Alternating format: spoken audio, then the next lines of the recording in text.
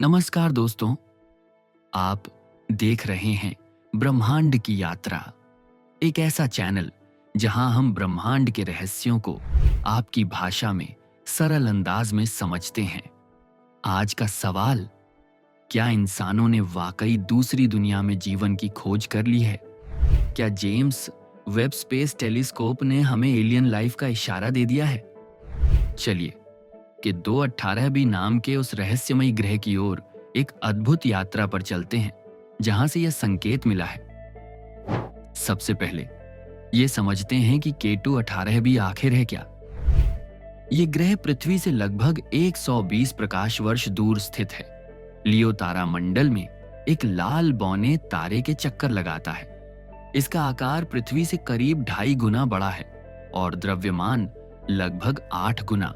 दोस्तों, के 218 बी इसे एपिक 2,19,12,552 बी के नाम से भी जाना जाता है। ये ग्रह अपने तारे के हैबिटेबल जोन में 33 दिनों में एक चक्कर पूरा करता है।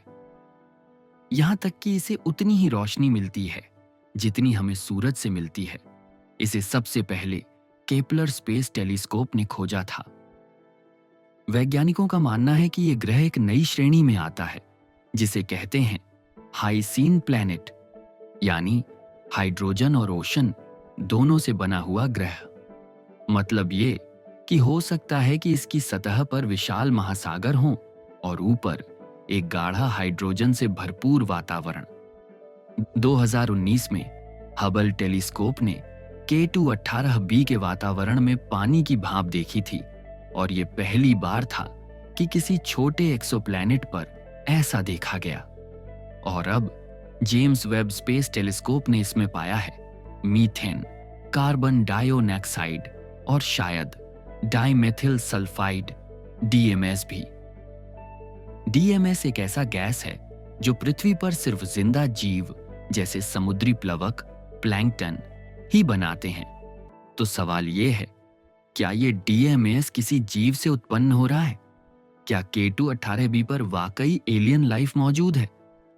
कल्पना कीजिए एक ऐसा ग्रह जहां कोई जमीन नहीं है, सिर्फ अनंत महासागर और उसके ऊपर गाढ़े बादल और एक लाल सूरज जो धरती के सूरज से छोटा और ठंडा है, लेकिन इतना पास कि वहां का तापमान लगभग पृथ्वी जितना हो सकता है।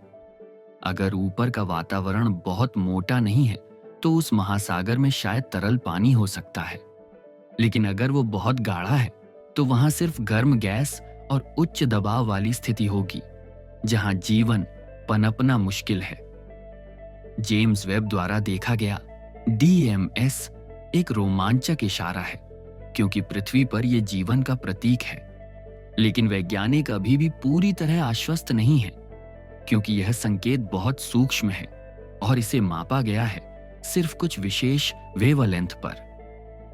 3 सिग्मा का स्तर बताता है कि यह 99.7% भरोसेमंद है, पर वैज्ञानिकों को 5 सिग्मा यानी 99.999% की पुष्टि चाहिए होती है। मतलब अभी यह सिर्फ एक संभावना है, पक्की खोज नहीं।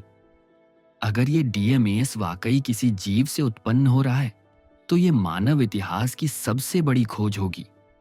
सोचिए, हमारी पृथ्वी के अलावा कोई और महासागर, कोई और जीवन जो अपने वातावरण में सांस लेता हो और गैसें छोड़ता हो। जेम्स वेब ने सिर्फ शुरुआत की है, लेकिन भविष्य में लुवॉयर और हेबेक्स जैसे और भी शक्तिशाली टेलीस्कोप आएंगे जो इन ग्रहों को और गहराई से देख पाएंगे। कि 218 भी हमें सिखाता है कि जीवन की तलाश सिर्फ पृथ्वी जैसे ग्रहों तक सीमित नहीं होनी चाहिए।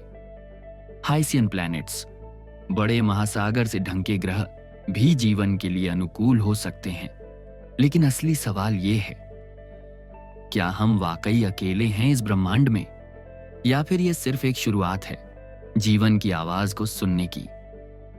तब तक के लिए वीडियो को लाइक करें, सब्सक्राइब जरूर करें ब्रह्मांड की यात्रा को, और कमेंट में बताएं, क्या आप मानते हैं कि कहीं और जीवन हो सकता है?